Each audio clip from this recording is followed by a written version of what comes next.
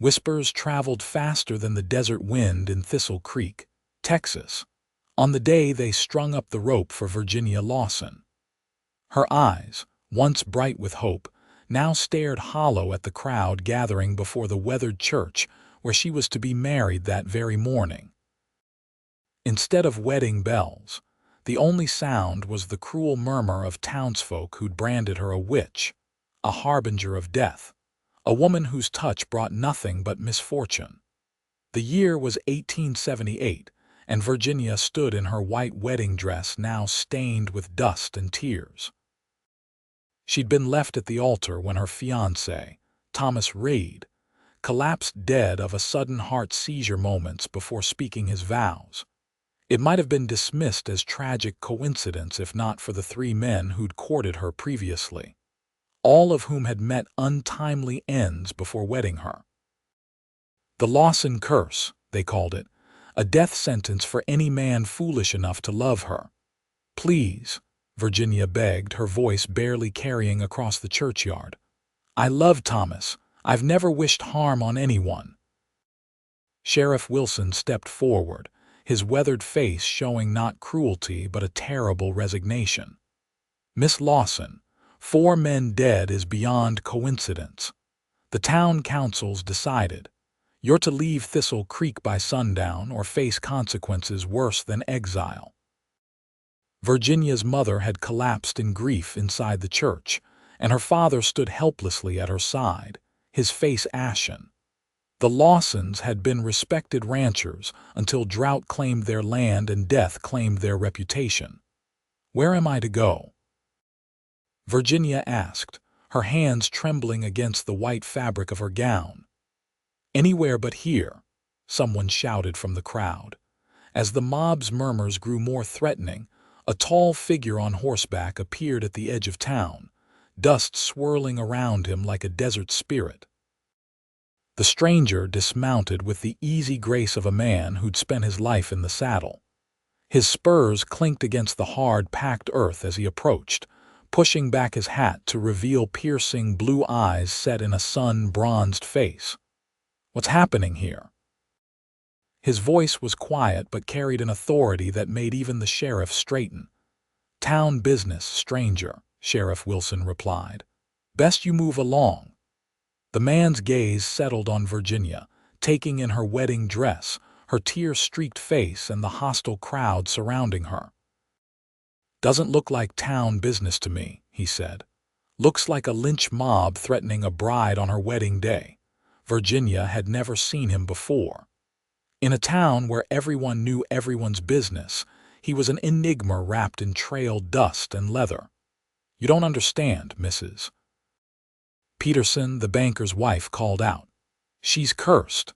4 men dead. 4 men who tried to marry her." The stranger's expression didn't change. "Is that so?" He walked forward, the crowd parting before him like water. He stopped directly in front of Virginia, studying her face with an intensity that made her heart race despite her fear. "My name is Zachary Nash," he said, loud enough for everyone to hear. "I've ridden from Colorado to Texas tracking a gang of thieves. I've faced bullets, knives, and worse." He turned to address the crowd. "I'm not afraid of curses." Then, to Virginia's astonishment, he removed his hat and dropped to one knee before her. "Miss, I don't know you and you don't know me, but I know injustice when I see it." His voice softened. "Would you do me the honor of taking my name?" "Right here, right now," gasps rippled through the crowd. Virginia stared at him in shock, certain she'd misheard. "You want to marry me? A stranger you've just met? After what they've told you?" Zachary Nash nodded, his eyes never leaving hers. "I'm offering you protection in the only way that might satisfy this town. My name, my reputation." Then, more quietly, "and a chance to leave here with dignity instead of shame." Virginia's father stepped forward, his voice hoarse with emotion. "You'll die like the others, son."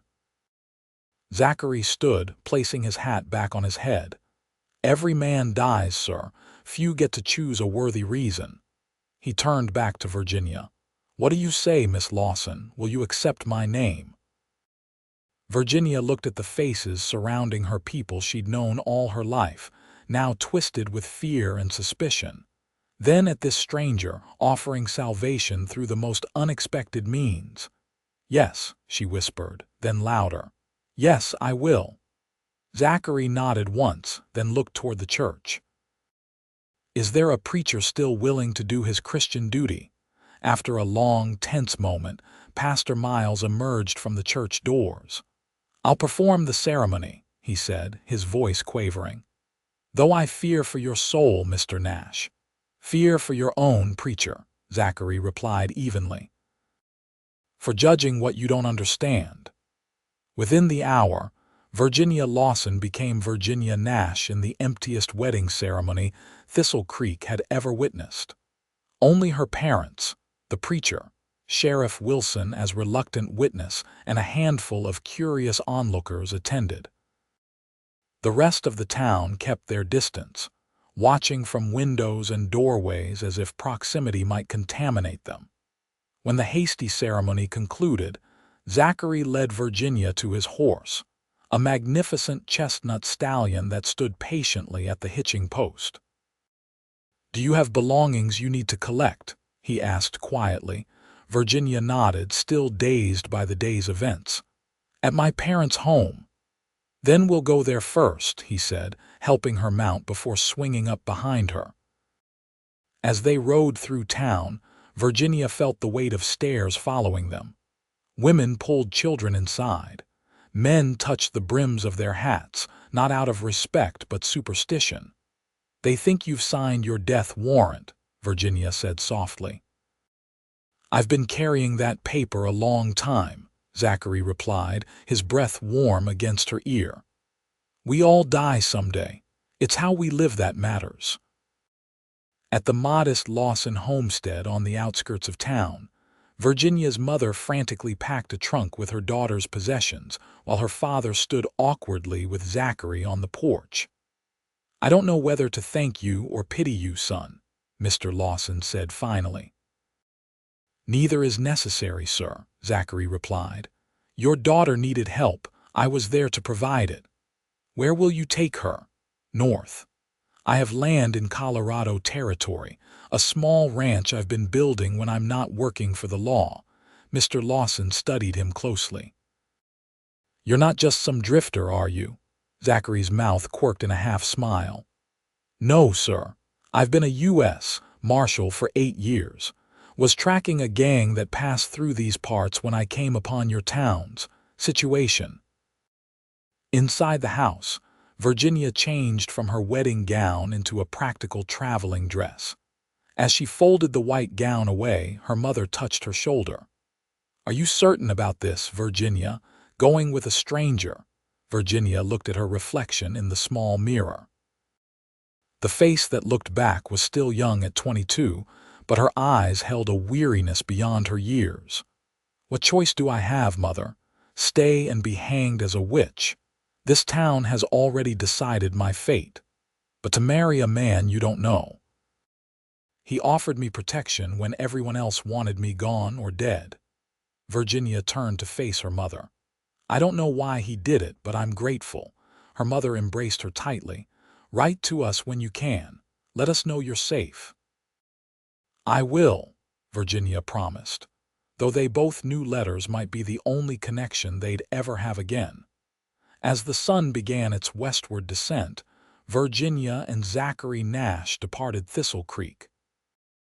Her small trunk was secured behind the saddle, and she rode pillion, one arm cautiously around her new husband's waist. They traveled until twilight painted the Texas sky in watercolor hues of orange and purple. Only when the first stars appeared did Zachary guide his horse off the trail to a small clearing near a stream. "We'll camp here tonight," he said, dismounting and helping Virginia down. "Tomorrow we'll reach the nearest town with a proper inn." As he efficiently set up a small camp, Virginia watched him with wary curiosity. In the fading light, she could better study the man she had married. He moved with the economy of someone accustomed to life on the trail, but there was nothing rough in his manner. He was perhaps 30, with the lean, hardened build of a man who lived by his wits and strength. His face, now relaxed away from the tension of the confrontation, had a certain quiet handsomeness to it. "Why did you do it?" she finally asked as he built a small fire. "Why marry a woman the whole town believes is cursed?" Zachary looked up from the flames, their light dancing across his features. "I don't believe in curses, Miss Lawson. Virginia," he corrected himself. "Mrs. Nash, I should say. You didn't answer my question." He sat back on his heels. "No, I didn't." He was silent for a long moment before continuing. "I've seen what fear does to people, how it twists their thinking until they'll commit terrible acts and call it justice." His eyes met hers across the fire. "I couldn't stand by and watch them drive you out like an animal when your only crime was misfortune." "So it was pity," Virginia said softly. "Compassion," he corrected. "There's a difference. And now, what happens now that you've saddled yourself with a cursed bride?" Zachary smiled slightly. "Now we travel to Colorado. I have a home there that needs tending while I'm away tracking outlaws.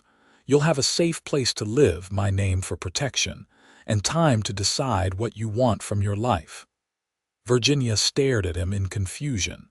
"You're offering me your home without expecting? Without expecting a true marriage," he nodded. "That's right. We're strangers bound by circumstance, not love. I won't demand what isn't freely given." Tears filled Virginia's eyes, the first she'd allowed herself since the morning's horror began. "I don't understand you, Zachary Nash." "There's time enough for understanding," he said gently. "For now, rest. You've had a longer day than most people endure in a lifetime." That night, Virginia slept wrapped in Zachary's spare bedroll while he kept watch beside the fire. Despite her exhaustion, sleep came fitfully, haunted by nightmares of accusing faces and Thomas's dying gasp at the altar. Each time she woke with a start, she found Zachary's steady gaze on her, a silent reassurance that she wasn't alone. By dawn, they were back on the trail, riding north through the vast Texas landscape. As they traveled, Virginia learned that Zachary was indeed a U.S. Marshal, respected throughout the territories for his tracking abilities and unwavering sense of justice. "The men I was pursuing likely passed through Thistle Creek 3 days ago," he explained as they rode. "A gang led by brothers named Harlow. They've robbed banks from Santa Fe to Dallas." "Will you continue tracking them?" Virginia asked. "Yes, but I'm taking you to safety first." "My duty to you comes before my duty to the law right now." Virginia fell silent, contemplating this strange twist of fate. Yesterday, she'd been preparing to marry a man she'd known all her life. Today, she was married to a stranger who treated her with more respect than anyone in Thistle Creek ever had. They reached the town of Riverton by late afternoon, a bustling settlement larger than Thistle Creek. At the hotel, Zachary requested 2 adjoining rooms. "My wife has been ill," he explained to the clerk, whose eyes had widened at the unusual request. "She needs rest undisturbed." In the privacy of her room, Virginia finally gave way to the emotions she'd been suppressing. She wept for Thomas, for her parents left behind, for the life she'd expected to have, and for the uncertain future ahead of her. When a gentle knock sounded at the connecting door, she hastily wiped her tears. "Come in," she called, straightening her dress. Zachary entered, carrying a tray with food. "I thought you might prefer to dine privately tonight." The simple kindness nearly undid her composure again. "Thank you." He set the tray down and turned to leave when Virginia reached out and caught his sleeve. "Please," she said. "Stay, I'd rather not be alone with my thoughts right now." Zachary studied her face, then nodded. "As you wish." Over a simple meal of beef stew and fresh bread, Virginia found herself sharing the story of her life in Thistle Creek. She told him about growing up on her family's struggling ranch, about her first suitor who drowned in the creek during a flash flood, the second who'd been thrown from his horse, the third felled by fever, and finally Thomas, dead at the altar. Each time the whispers grew louder, she said, staring into her teacup. After Thomas, they became a roar. The Lawson curse, they called it, as if I somehow caused these tragedies. People fear what they don't understand, Zachary replied. Death frightens them, so they look for patterns, for someone to blame. And now they'll say you're next, Virginia said, meeting his eyes. That's what they believe, that any man who loves me is doomed. A strange expression crossed Zachary's face. Then it's fortunate ours isn't that kind of marriage. The word stung more than Virginia expected. Yes, she agreed quietly. Fortunate indeed. That night, alone in her room, Virginia pondered the peculiar situation she found herself in. Married yet not married, protected yet vulnerable. Safe from the town's wrath, but facing an uncertain future with a man who was little more than a name and a promise. Outside her window, stars scattered across the Texas sky like diamonds on black velvet. Somewhere out there was Colorado and a home she'd never seen, offered by a man whose motivations she couldn't fully comprehend. All she knew was that when the world had turned against her, Zachary Nash had stood beside her. For now, that would have to be enough. The journey north took them through increasingly rugged terrain as Texas gave way to the Colorado Territory. They traveled by stagecoach when possible, by horseback when necessary, staying at inns and way stations along the route. Throughout the journey, Zachary maintained a respectful distance, always ensuring Virginia's comfort and safety without presuming upon their hasty union. As they traveled, Virginia observed her husband with growing curiosity. He was a man of few words but decisive actions. Fellow travelers treated him with deference when they recognized him as a marshal. And more than once, his mere presence diffused potential trouble at the rough establishments where they stayed. Yet there was a gentleness to him that emerged in quiet moments, the way he'd help an elderly passenger with her bags, or share his rations with a hungry child at a stage stop. It was this contradiction, the hard exterior concealing compassion, that intrigued Virginia most. 2 weeks into their journey, disaster struck. Their stagecoach was ambushed by bandits in a narrow pass through the mountains. Gunfire shattered the afternoon quiet, sending the horses into a panic, and the coach careening dangerously close to the edge of the cliff. Everyone down. Zachary shouted, pushing Virginia to the floor of the coach as bullets splintered the wood around them. The coach finally ground to a halt, tilted precariously on the mountain road. Through the window, Virginia could see 3 masked men approaching, rifles raised. "Stay here," Zachary commanded, checking his revolver. "No matter what happens, stay inside." Before she could protest, he was out the door, using the coach for cover as he returned fire. The elderly couple sharing the coach with them cowered on the floor, the woman praying audibly. Virginia's heart hammered in her chest as the gunfire continued. Then, suddenly, silence fell. Terrible, complete silence. "Zachary," she called, fear constricting her throat. When no answer came, Virginia made a decision. Ignoring his instructions, she peered cautiously out the window. The scene outside made her blood run cold. 2 bandits lay unmoving on the ground, but Zachary was nowhere in sight. The driver sat slumped over in his seat, wounded but alive. Gathering her courage, Virginia slipped out of the coach, staying low as she scanned the area. Movement caught her eye. Zachary and the 3rd bandit, locked in a desperate struggle at the cliff's edge. As she watched in horror, both men toppled over the side. "Zachary!" Virginia screamed, running to the edge. 20 feet below, Zachary clung to a jutting rock with one hand, his other grasping the unconscious bandit by his collar, preventing the man from falling to certain death on the rocks hundreds of feet below. "Virginia," he called up, his voice strained with effort. "Get help. I can't hold on much longer." Instead of running back to the coach, Virginia lay flat on the ground and extended her arm down toward him. "Let him go, Zachary. Save yourself." "I can't," he grunted. "He's a wanted man, needs to stand trial. You'll both die if you don't let go." Even in this desperate moment, Zachary's principles held firm. "Find something to use as a rope." "Hurry!"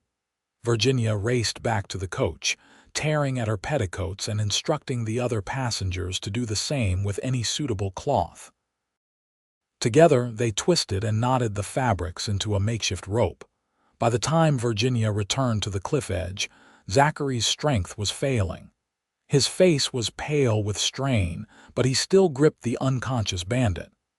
"Tie it to something secure," he instructed through gritted teeth. Virginia secured one end to the stagecoach's wheel and threw the other end down to him. With extraordinary effort, Zachary managed to loop the fabric around his arm and that of the bandit. "Pull," he shouted. Virginia and the coach driver, who had recovered enough to help, pulled with all their might. Inch by agonizing inch, they dragged the two men up the cliff face until finally, both sprawled on solid ground. Zachary lay gasping for breath, his arms trembling with exhaustion. The bandit remained unconscious, blood seeping from a head wound. Without thinking, Virginia threw herself beside her husband, cradling his head in her lap. "You foolish, stubborn man," she choked out, tears streaming down her face. "You nearly died to save a man who tried to kill you." Zachary looked up at her, a hint of a smile on his dust-streaked face. "It's my job." "Your job is not to die," Virginia retorted, surprising herself with the vehemence of her reaction. The thought of losing him had awakened something she hadn't expected to feel: a fierce protectiveness, a desperate need to keep him safe. As her tears fell on his face, Zachary reached up to brush them away with a shaking hand. "I didn't know you cared that much, Mrs. Nash." Virginia couldn't answer. She didn't understand herself in that moment, the intensity of her fear when she thought him lost, the relief that now made her light-headed. All she knew was that this man, this stranger she'd married out of desperation, had somehow become important to her. With the bandits secured, two dead, one alive to face justice, they continued their journey with a military patrol that happened upon them shortly after the attack. The surviving bandit was taken into custody, and Zachary was treated for minor injuries by the patrol's medic. That night, in a frontier fort where they were given shelter, Virginia found herself unable to sleep. The day's events replayed in her mind: the terror of the ambush, the sight of Zachary dangling from the cliff, the moment she realized she couldn't bear to lose him. She rose from her narrow bed and walked to the window of the small room she'd been assigned. The fort was quiet under a blanket of stars, the only sounds the occasional call of a night bird and the measured steps of sentries on patrol. A soft knock at her door startled her.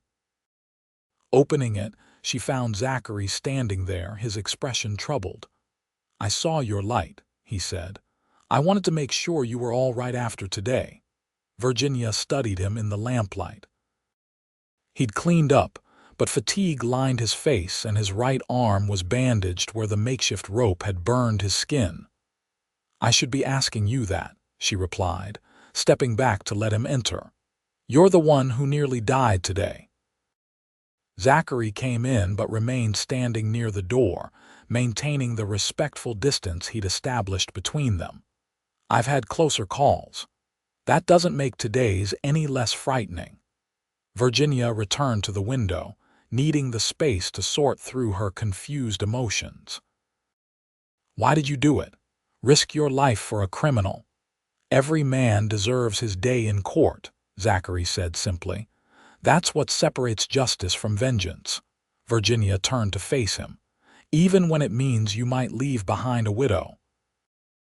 The word hung between them, widow, a stark reminder of the peculiar nature of their relationship. Zachary's expression softened. I didn't think of it that way. I'm sorry, Virginia. Today must have been terrifying for you. It was, she admitted, but not just because of the danger. I realized something when I saw you fall. She took a deep breath. I realized I don't want to lose you. Zachary went very still, watching her with an intensity that made her heart race. Virginia, I know our arrangement, she continued quickly. I know this isn't a real marriage. But you've shown me more kindness in these past weeks than anyone ever has. You risked everything for a stranger. You gave me your name, your protection, without asking anything in return. She met his gaze directly. I'm starting to wonder if perhaps we could make this marriage real in time. For a long moment, Zachary didn't speak. Then he crossed the room to stand before her, close enough that she could see the flecks of gray in his blue eyes. I made you a promise, he said softly, that I wouldn't expect what wasn't freely given. That still stands. He reached out slowly, giving her time to pull away, and brushed a strand of hair from her face. But I would be lying if I said I haven't thought about what it might be like to truly be husband and wife. Virginia's breath caught. You have? Yes, he admitted. But I also know you've been through hell, Virginia. You married me out of necessity, not choice. I won't take advantage of that. What if I'm making a choice now? She whispered. What if I'm choosing to see where this path might lead us? Zachary's hand lingered at her cheek, warm and calloused from years of hard work. Then I'd say we take it one day at a time. No expectations, no pressure. Just two people learning to trust each other. Virginia nodded, feeling a weight lift from her shoulders. I'd like that. He smiled then, a genuine smile that transformed his serious face. So would I. Their journey resumed the next day, but something had shifted between them. The invisible barrier that had kept them apart had thinned, allowing glimpses of the people they might become to each other. Their conversations grew longer, more personal. Virginia learned of Zachary's childhood in Missouri, his years serving in the Union Army during the Civil War, his decision to become a lawman afterward. In turn, she shared her dreams of education that had been denied her, her love of books, her secret desire to see the ocean someday.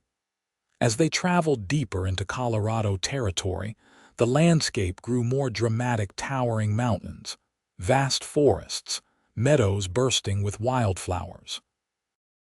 The beauty of it caught Virginia's breath, so different from the flat expanses of Texas she'd known all her life. We're close now, Zachary told her one morning as they rode side by side, having purchased a gentle mare for Virginia in the last town. My place is just beyond that ridge. We should reach it by midday.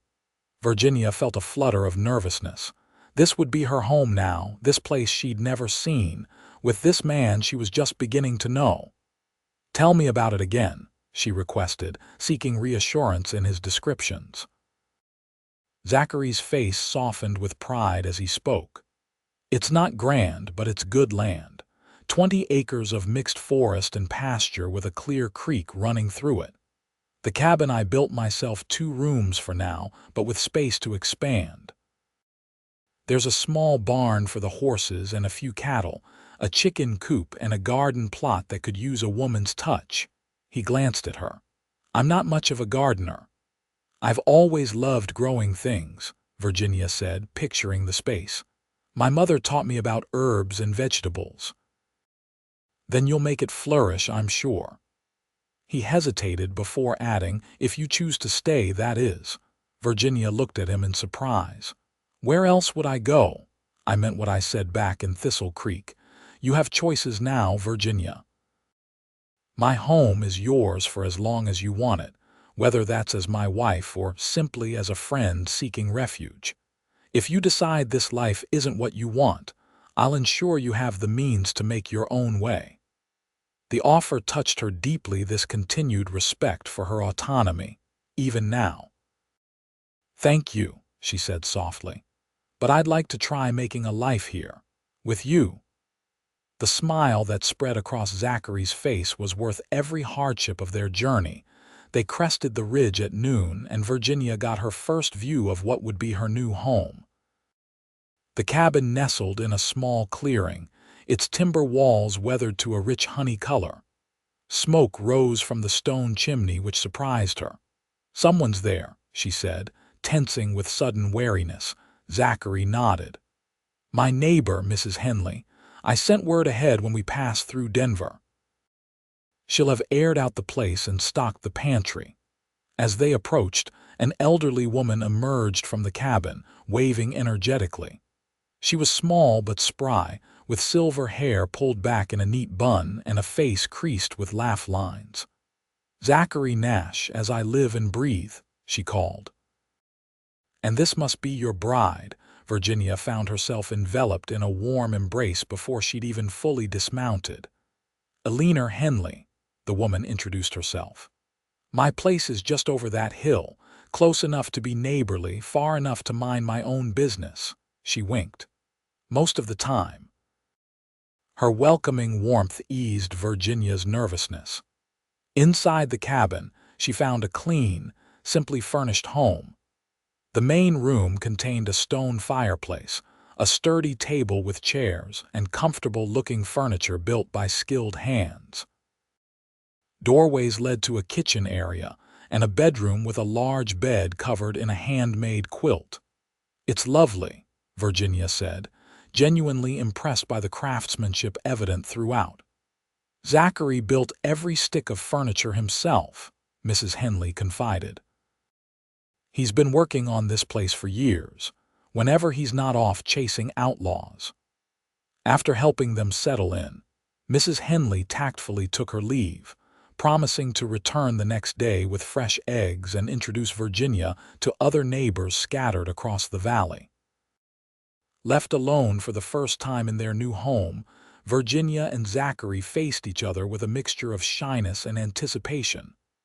"Welcome home, Mrs. Nash," Zachary said quietly. "Thank you, Mr. Nash," Virginia replied with a small smile, "for everything."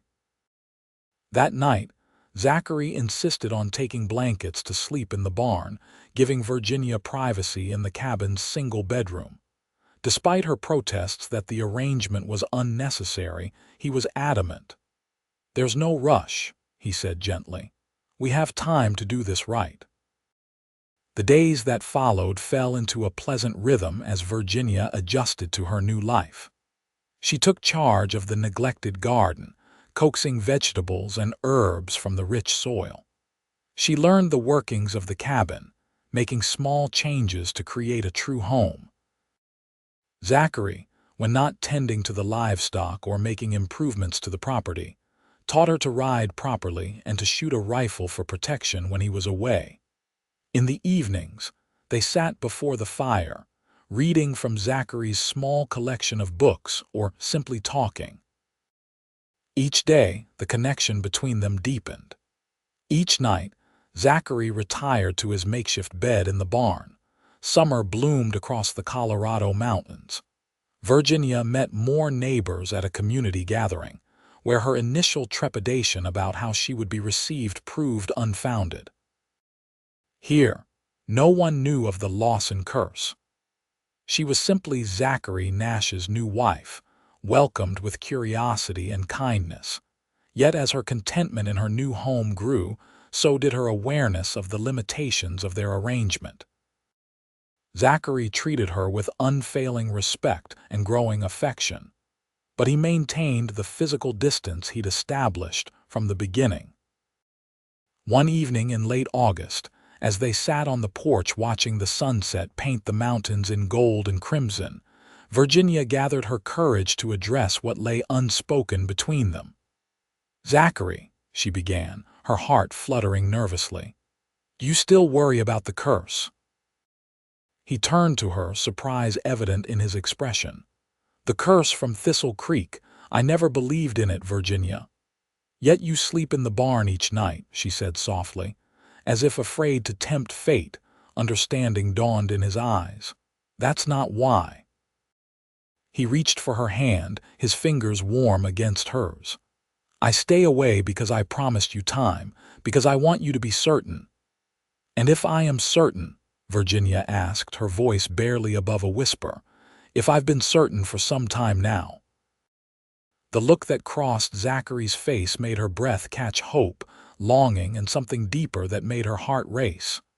Are you? He asked, his voice rough with emotion.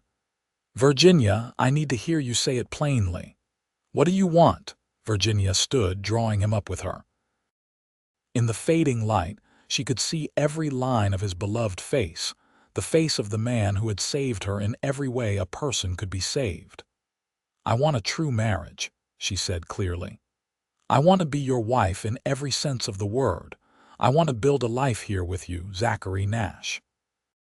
Because somewhere between Thistle Creek and this mountain, I fell in love with you. For a moment, Zachary simply stared at her, as if unable to believe what he was hearing. Then, with gentle reverence, he pulled her into his arms. I've loved you since I saw you standing alone against that mob, he confessed. Brave and beautiful, even in your fear. But I needed you to choose me freely, not from gratitude or necessity. I choose you, Virginia whispered. I choose us. His kiss was everything she dreamed it would be, tender yet passionate, a promise of all that lay ahead. When they finally broke apart, breathless and smiling, the first stars had appeared in the darkening sky. That night, Virginia Nash truly became a wife, discovering the joy of loving and being loved by the man who had risked everything to save her. As they lay together in the quiet aftermath, Zachary's arms around her and his heartbeat steady beneath her cheek, she marveled at the journey that had brought her here. Are you happy? Zachary murmured against her hair. Completely, she answered truthfully. Are you? He tightened his arms around her. More than I ever thought possible. The weeks that followed were the happiest of Virginia's life. Their bond deepened with each passing day, physical intimacy enhancing the emotional connection that had been growing since that fateful day in Thistle Creek. But their bliss was interrupted when a messenger arrived from the territorial capital, summoning Zachary to testify at the trial of the Harlow gang, the same outlaws he'd been pursuing when he found Virginia. I have to go, he said regretfully as they discussed the summons. My testimony could mean the difference between justice and these men walking free to hurt others. Virginia nodded, fighting her fear at the thought of separation. How long will you be gone? 2 weeks, maybe 3. He took her hands in his. Will you be all right here alone? She straightened her shoulders. I'm not the same frightened woman you rescued in Texas. I can manage the place until you return. Pride shone in Zachary's eyes. I know you can. He hesitated before adding, but if you're worried, you could stay with the Henleys. No, Virginia said firmly. This is our home. I'll keep it safe until you return. The night before his departure, their lovemaking held a desperate edge, as if both sought to store up memories to sustain them through the separation. In the gray light of dawn, Virginia watched Zachary prepare to leave, memorizing every detail of his movements. Promise me you'll be careful, she said as he buckled on his gun belt. Always. He drew her close for a lingering kiss. I have too much to come home to now. Virginia stood on the porch, waving until he disappeared from sight, then turned back to the empty cabin with a determined lift of her chin. She was Virginia Nash now, not the cursed bride of Thistle Creek, and she would make her husband proud. The first week of Zachary's absence passed uneventfully. Virginia tended the garden, cared for the animals, and visited with Mrs. Henley, who checked on her regularly despite Virginia's assurances that she was managing fine. In the second week, early autumn storms rolled through the mountains, bringing driving rain and howling winds that kept Virginia awake at night. On the 10th day of Zachary's absence, as she was securing the chicken coop against the weather, she noticed 3 riders approaching from the north. Caution made her retreat to the cabin and retrieve the rifle Zachary had taught her to use. She watched from the window as the men dismounted, noting their rough appearance and the way they surveyed the property with calculating eyes. When they knocked, Virginia called through the closed door. "Can I help you, gentlemen?" Looking for Zachary Nash, a gruff voice replied. "We're old friends, come to pay a visit." The lie was obvious in the man's tone. Virginia gripped the rifle tighter. "He's not here at present. I'm his wife. You're welcome to leave a message." A silence followed, then muffled conversation she couldn't make out. Finally, the same voice called, "When do you expect him back, madam?" "Any day now," Virginia answered, purposely vague. "Along with the Rangers he was meeting in town." Another silence, longer this time. Then the sound of boots on the porch steps, followed by horses' hooves. Virginia peered cautiously through the curtain to see the men riding away, heading back the way they'd come. Relief flooded her, but it was short-lived. These men had been looking for Zachary specifically, and their demeanor suggested their intentions were far from friendly. Were they connected to the Harlow gang, seeking revenge for their captured comrades? That night, Virginia barricaded the doors and kept the rifle close as she tried to sleep. The storm intensified, rain lashing the windows and wind moaning through the trees surrounding the cabin.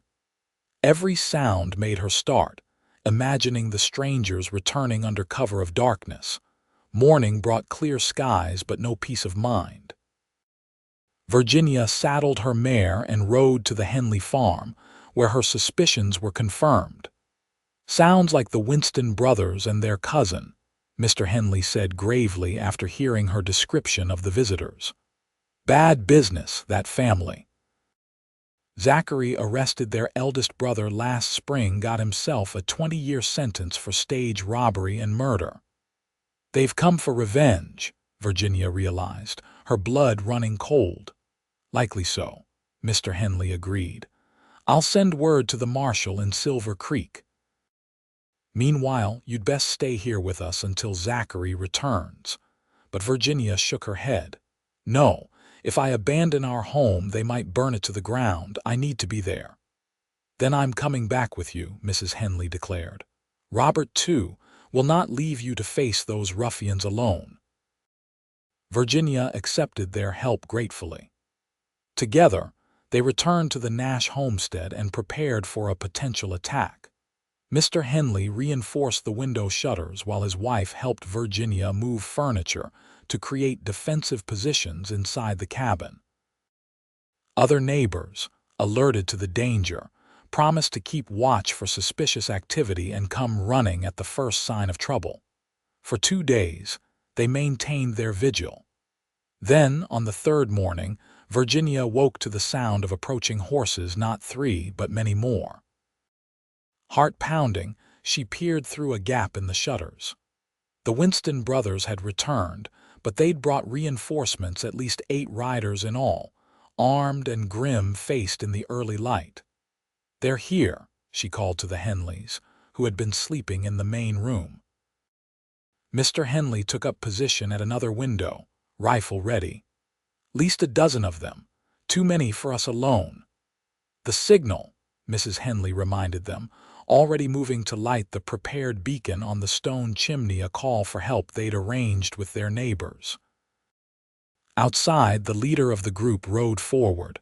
"Mrs. Nash," he called, "we know you're in there. Send out the marshal and no one else needs to get hurt." "He's not here," Virginia shouted back. "As I told you before. We know he's in there, woman. Our friend in Silver Creek saw him return last night." Virginia exchanged worried glances with the Henleys. Zachary wasn't due back for days yet. The Winstons were either mistaken or lying to draw him out. "You have 1 minute to send him out," the man continued, "or we start shooting." "Virginia." Mrs. Henley touched her arm. "The beacon's lit. Help will come, but it might not be in time." Virginia looked around the cabin, the home she and Zachary had begun to build together, filled with his craftsmanship and her touches.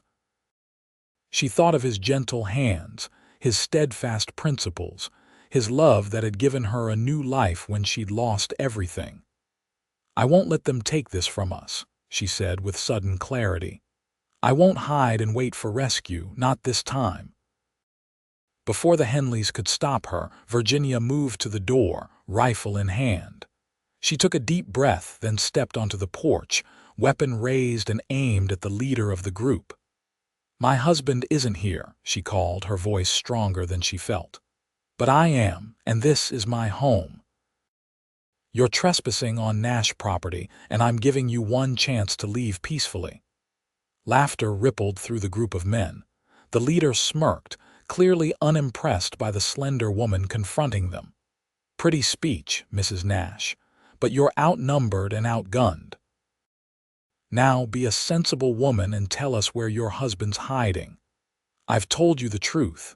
He's not here." Virginia didn't lower the rifle. "And I'm not the defenseless woman you think I am. The first man who tries to enter this house gets a bullet, I promise you that." The leader's amusement faded, replaced by cold anger. "Then I guess we'll have to do this the hard way." He raised his hand, signaling his men. "Burn them out." Two riders moved forward with torches. Virginia steadied her aim, knowing she might only get one shot before they returned fire. Just as she was about to pull the trigger, a shout rang out from the tree line behind the intruders. "Drop your weapons, all of you." Virginia's heart leaped at the familiar voice. Zachary emerged from the forest on horseback, rifle raised, and he wasn't alone. 6 riders flanked him, all armed and wearing the badges of territorial lawmen. The Winstons and their allies found themselves suddenly caught between Virginia at the cabin and the lawmen at their backs. Their leader cursed, clearly not expecting this turn of events. "This doesn't concern you, Jenkins," he snarled at one of the deputies. "It's between us and Nash. You made it my concern when you threatened a woman and planned arson on my watch," the deputy replied evenly. "Now drop those guns or we drop you." For a terrible moment, Virginia thought the standoff would end in bloodshed. Then, one by one, the Winstons lowered their weapons, recognizing the futility of their position. As the deputies moved in to disarm and restrain the would-be attackers, Zachary rode directly to the porch where Virginia still stood, rifle in hand. He dismounted in one fluid motion and bounded up the steps to pull her into his arms. "Are you hurt?" he demanded, his hands moving over her as if to reassure himself of her wholeness. "I'm fine," Virginia assured him, relief making her light-headed. "We all are. The Henleys are inside." Zachary looked at the rifle she still clutched, then at the determined set of her jaw, and something like wonder filled his expression. "You were defending our home, alone against all of them." "Not entirely alone," Virginia corrected, nodding toward the Henleys who had emerged from the cabin. "But yes, I wasn't going to let them take what's ours." Zachary shook his head in amazement. "Do you know what I thought when I rode up and saw you standing there? I thought, that's the bravest woman I've ever known." His voice dropped to a whisper meant only for her. "And I thanked God again that you're my wife." Later, after the Winstons had been taken to jail and the excitement had died down, Virginia and Zachary sat before their fire, his arm around her shoulders as he explained his early return. The trial ended sooner than expected. The evidence was too strong for much debate. He kissed her temple. "I couldn't get home fast enough. When I reached Silver Creek and heard rumors that the Winstons were asking about me, I rounded up every deputy in the territory."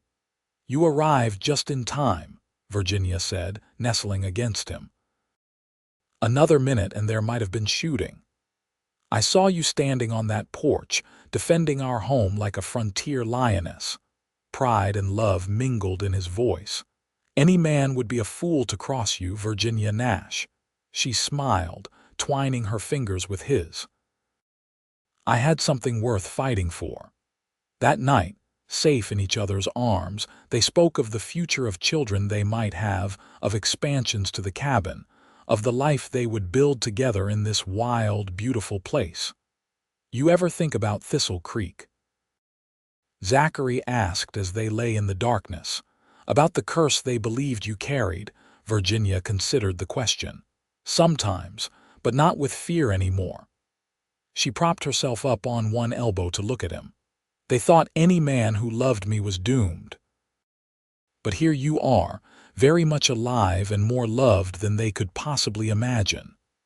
Zachary pulled her back into his embrace. Perhaps there was magic at work that day, but not the kind they thought. Not a curse, but a blessing that brought us together. The curse that became a blessing, Virginia murmured, liking the thought.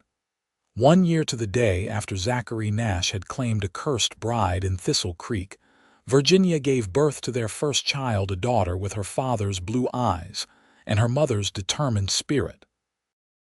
They named her Hope, a testament to what they'd found in each other when all seemed lost.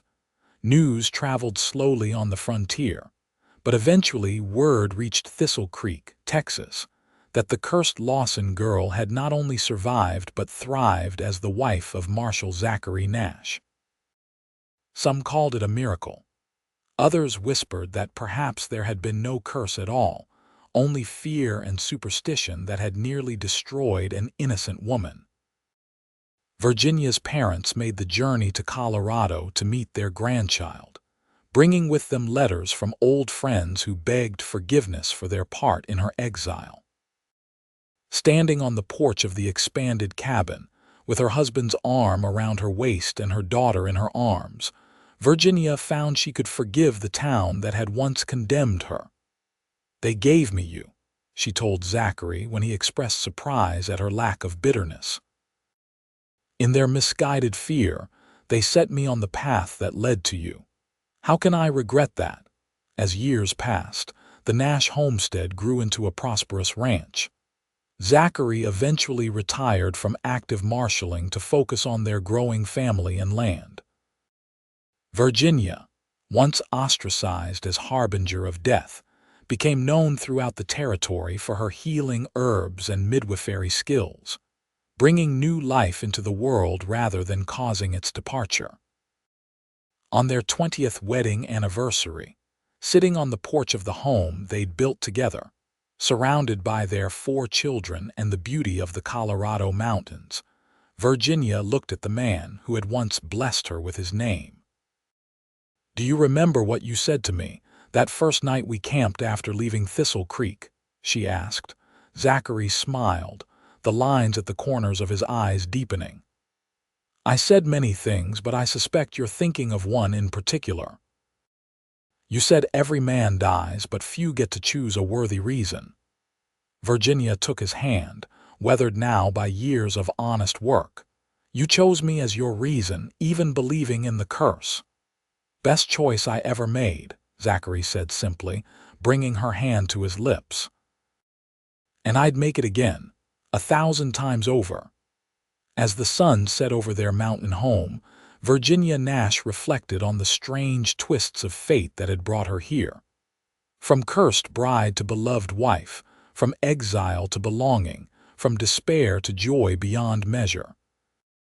She had been blessed indeed, not just with Zachary's name, but with his heart, a gift far more precious than she could ever have imagined on that terrible day in Thistle Creek. The curse, if it had ever existed, had been transformed by love into the greatest blessing of all.